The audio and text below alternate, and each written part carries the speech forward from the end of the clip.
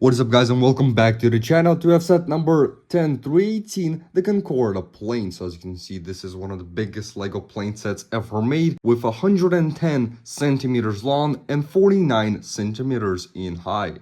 Before getting into the plane, I would like to highly look at this display plaque that they actually made for it. I really like the wooden design, looks very aesthetically with the plane on top, which you'll see in the end of the video. But nonetheless, I really like this landing pad. It looks very sturdy with the plane especially. Starting in the front of the plane, we can see some very nice detailing going on there. And there is one mechanism that actually puts the plane into the right position. There's a technique hold on the front, so as you can see, we're not putting it all down, but it's a little bit holding there to connect. So as you can see, the windscreen is not so into the front, so it's actually very accurate with the plane with a little gap there. Getting into the interior of the plane is actually very simple. You just have to put up this main section. So as you can see, it opens up very easily, which getting into the interior. Inside the interior, we have at the back some seats for our passengers.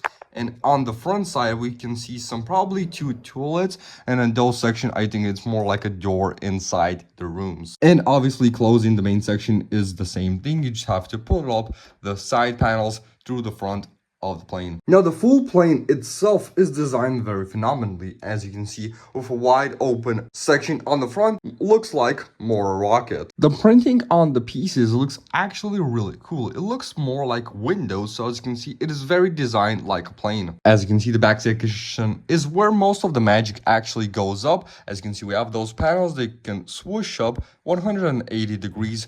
All the 6 ones, we have 3 on this side and 3 on the other side. As you can see, we have those engines on the back of the plane also, which look actually really cool. And I really like behind of the plane, we have the Concorde actually sign, which have those also 2 panels that you can actually swoosh up very easily.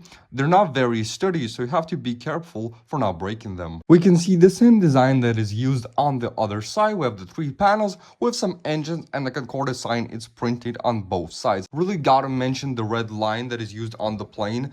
I also appreciate that the printed piece looks very accurate to the design of the plane. It's not like one by one, but nonetheless looks actually really nice going in there. Now, before getting into the main function of the set, I just gotta show you a comparison. This is a normal Lego minifigure, and just for comparison, how big the plane is actually at. Now, getting into the main function of this set, you have to put the plane on its landing pad. So as you can see, it's like the Batwing. If you own the UCS Batwing, it is the same function. So as you can see, you have to find the right place to put on the plaque, and as you can see, it fits there very nicely, like we use in the Batwing from Tim Burton, like that. So when the plane is actually on its plaque, let me just show you how you can open up the landing gear. So as you can see, we have 1 on this side and we have 2 on the back. By getting into the main function, you just have to spin this piece 360 degrees to the right side. So let me just pull up so you can see how it's actually going to work. We just put to the right side. You can see the landing gear is actually coming out.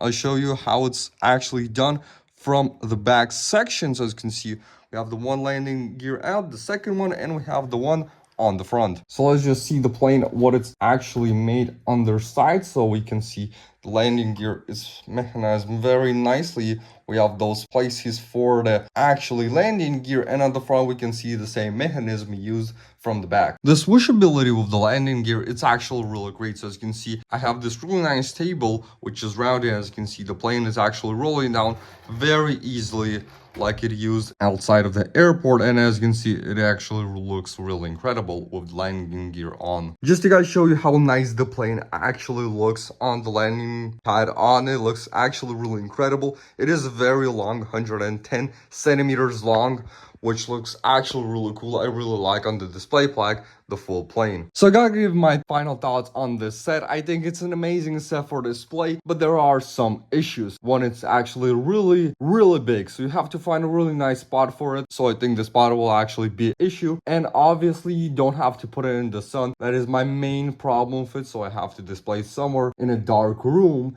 because like a yellowed plane would look very ugly. But nonetheless, the building process was very nice, but I think those panels are the hardest one that actually have to build, because they break so much. You have to put it like on a nice table just to fix those things. I think all the other parts are made very easy, but the main problem is that those parts are actually coming out very easily because they're not connecting to any Technic parts. Well, the landing pad is obviously really cool also, but nonetheless, I think it's an amazing set for display and just to build an experience. I think it's obviously really cool. Thank you guys so much for watching this review. Don't forget to like and subscribe, and I'll see you legends in the next one. Peace out.